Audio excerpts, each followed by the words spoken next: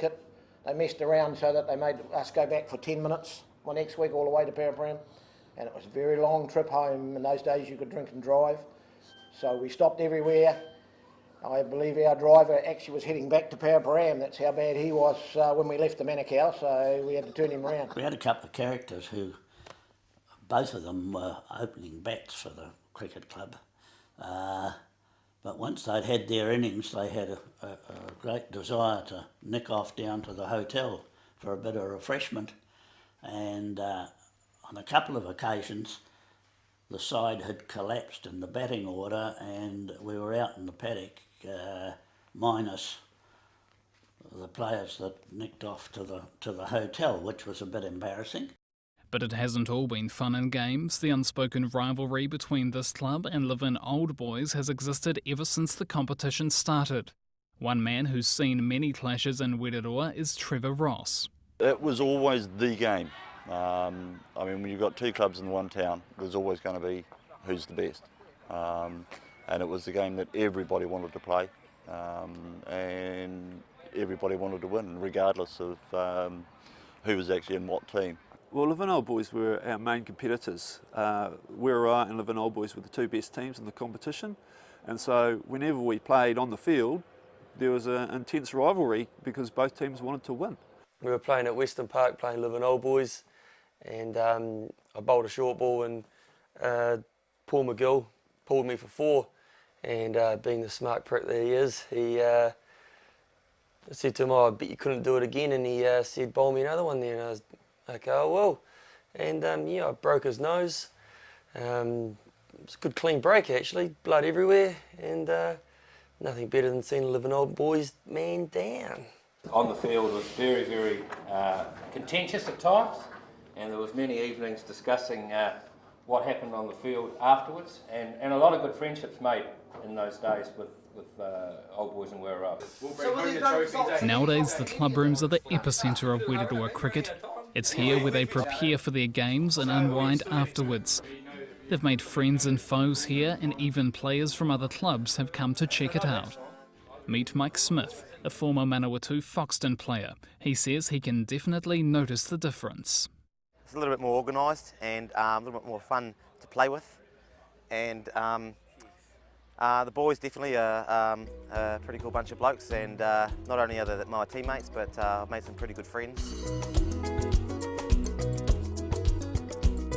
This is Bruce Martin. He started playing cricket when he resided at the Kimberley Hospital in 1968. He then met with Gerald De Castro in 1976, who introduced him to the Weraroa Cricket Club. This is Bruce's 40th year playing for Weraroa, and he's announced that he'll be retiring. Although he won't be playing next year, he'll still be around and will always be a dedicated member of the Weraroa Club. My biggest moment was playing cricket down at Donnelly Park, and we were 5 for 25, and Gary O'Brien, he said, "Come on Bruce, we've got to stick us out." So we just batted and batted for ages and ages, and I didn't get out, the score was 200, and he got 103 and I got 68 that day. Apparently over 163. Another big moment for Bruce was when he met his idol, Sir Richard Hadley. I took a photo of the Black Caps and I took it down to the Cossie Club. I walked up and asked him, "Can I have my photo taken with Richard Hadley?" He said, "No worries, Bruce." So I went and got my photo taken, and I met him. It was really massive, man. He's one of my best idols I ever met in my life, playing cricket, because he's a left-hander. A committee has since been formed and things are running more smoothly. Money is now being held in a trust and more ex-players are helping out the club in numerous ways. A member of that committee and presently captain of the club is Andrew Halliday. Known as one of the more vocal players on and off the field, he believes the opportunities with this club are endless. Twilight cricket would probably be the best asset this community's got when it comes to sport. It's social, it's basically just you have your average Joe to your senior cricketer. 21 overs in each side, so every player bowls 3 overs. Good score for 21 overs is around 180.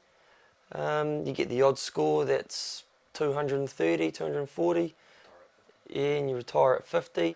And they just go out there and have a couple of beers, the odd team brings the odd barbecue, and yeah, it's awesome, mate. It's just social and it gets people into cricket, and yeah, everybody loves it.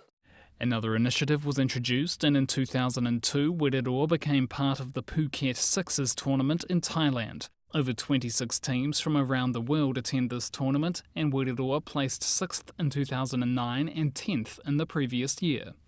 I met a joker and he invited Weraroa to be part of the Sixers when I was over there on a holiday personally, and thought it was a great concept, and I thought it's vital that you know, I think it's really lifted Weraroa's international sort of appearance really, and we're now worldly known on the Sixers circuit, which is really good. So yeah, no, it's been great for the club and great for international exposure, and yeah, teams from England, South Africa, and small countries like even you know, Bahrain know who Weraroa Cricket Club is now, which is great. Well, the ground was quite weird. We played on this moving artificial mat. That was quite out of it. Never played on that before. But they had a big grandstand and everything, and heaps of people showed up, so that was awesome. So you've heard from some of the great players, members, families and friends who have been involved with the club over the last 90 years. One man, though, mentioned in every interview is Doug Hemme, who touched many lives throughout his time spent at Weraroa.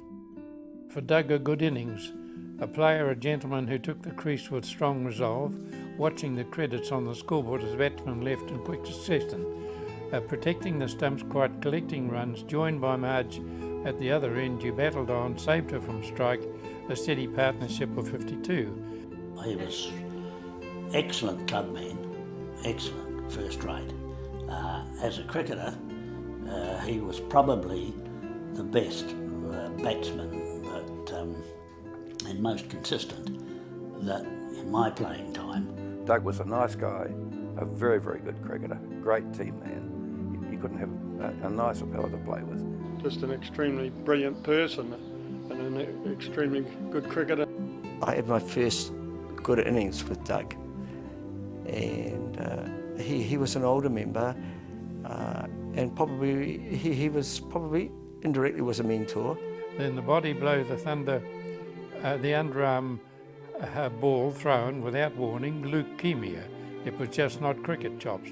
You battled on regardless. The scoring stole, a little nick on the arm, not bat. How's that? Caught in the covers, a quick dismissal, a fine innings, well played.